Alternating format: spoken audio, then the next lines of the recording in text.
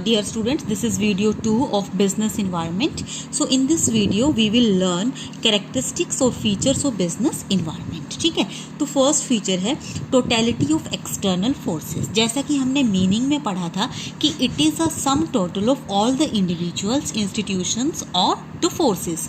तो ये उसी को इंडिकेट कर रहा है कि बिजनेस इन्वायरमेंट आपका इन सब एक्सटर्नल फोर्सेस का सम टोटल है. ठीक है, इट इज़ एग्रीगेटिव, मीन सबको मिला देते हैं तो ही हमारा बिजनेस इन्वायरमेंट बनता है. ठीक है, तो this is the totality of external forces. Point number 2 देखिए, स्पेसिफिक और जनरल फोर्सेस. तो इसके बारे में मैंने डिस्कस किया था आपको मीनिंग जब हम कर रहे थे, तो उसके बाद आया था, जूम कर थोड़ा सा बेटा, specific and general forces. Specific forces मैंने कहा था कि ये जो होती हैं ये इंडिविजुअल इंडस्ट्री को डायरेक्टली और इमीडिएटली इम्पैक्ट करती हैं. जैसे कि कोई भी कंज्यूमर, जैसे कि कॉम्पिटिटर्स. ठीक है, कोई कोर्ट का डिसीजन किसी पर्टिकुलर इंडस्ट्री, टोबैको इंडस्ट्रीज़ को बंद करने का डिसीजन ले लिया, तो ये उस पर्टिकुलर इंडस्ट्रीज़ को इम्पैक्ट किया. तो इस तरह की फोर्सेस को हम स्पेसिफिक फोर्सेस कहते हैं. ठीक है, सेकंड है हमारे पास जनरल फोर्सेस. जनरल फोर्सेस का मीनिंग है कि these affect all business enterprises equally.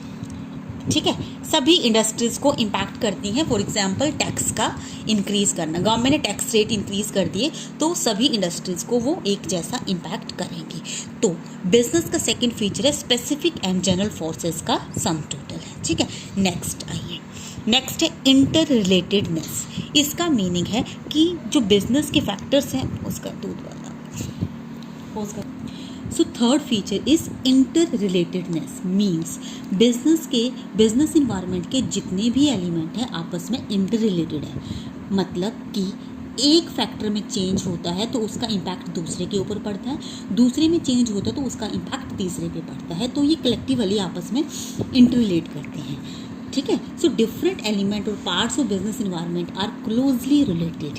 इसके एग्जाम्पल्स हैं, लोगों ने गुड क्वालिटी प्रोडक्ट्स परचेज करने स्टार्ट कर दिए, इससे उनकी क्वालिटी ऑफ लाइफ इम्प्रूव हुआ. कौन सा इन्वायरमेंट है? Social environment. इनके बारे में हम आगे डिटेल में पढ़ेंगे. ठीक है, तो दिस इज सोशल इन्वायरमेंट. अब क्यों हुआ, क्यों लोगों ने गुड क्वालिटी प्रोडक्ट परचेज करना स्टार्ट की? क्योंकि उनकी इनकम बढ़ गई थी. तो ये कौन सा इन्वायरमेंट का एलिमेंट है? Economic environment. ठीक है, तो एक एग्जाम्पल है ये कि एक एलिमेंट में कोई भी चेंज होता है तो उसका इम्पैक्ट दूसरे एलिमेंट के ऊपर पड़ता है. ठीक है, एंड सो ऑन. तो इसलिए बिजनेस जो है वो इंटर रिलेटेडनेस इसका फीचर है. ठीक है, नेक्स्ट देखिए, fourth feature is dynamic in nature. Dynamic का मीनिंग हमने पढ़ा था, जो चेंज होता रहता है, कंटिन्यूसली चेंजेस आते रहते हैं. तो बिजनेस इन्वायरमेंट भी कंटिन्यूसली चेंज होता रहता है. और सबसे ज़्यादा चेंज आपको टेक्नोलॉजिकल इन्वायरमेंट में देखने को मिलता है, जहाँ पर आईटी इन्वायरमेंट में मिनटों में, सेकंड्स में आपकी टेक्नोलॉजी में चेंज होने की वजह से आपको चेंजेस होते रहते हैं. ठीक है, तो अब देखिए, ड्यू टू कोविड-19 अब देखिए काम करने का तरीका बिल्कुल बदल गया है. अब आज की डेट पर क्या हो रहा है, जैसे हम पढ़ाने की बात करें तो पहले हम स्कूल में पढ़ाते थे और अब हम आपको ऑनलाइन पढ़ा रहे हैं. सेम थिंग, बिजनेसमैन पहले मीटिंग्स फेस टू फेस अपने बिजनेस बिल्डिंग में, बिजनेस ऑफिसेज में कंडक्ट करते थे. अब वो जूम मीटिंग में शिफ्ट हो गई हैं. So this is the meaning of dynamic nature. Means business change होता रहता है, बिजनेस इन्वायरमेंट चेंज होता रहता है. ठीक है, और बिजनेस को भी उसके हिसाब से चेंज करना पड़ता है. Point number 5, uncertainty. Business environment is uncertain. It is difficult to predict what will happen in the future. ठीक है, ये किसी को नहीं पता कल क्या होने वाला है.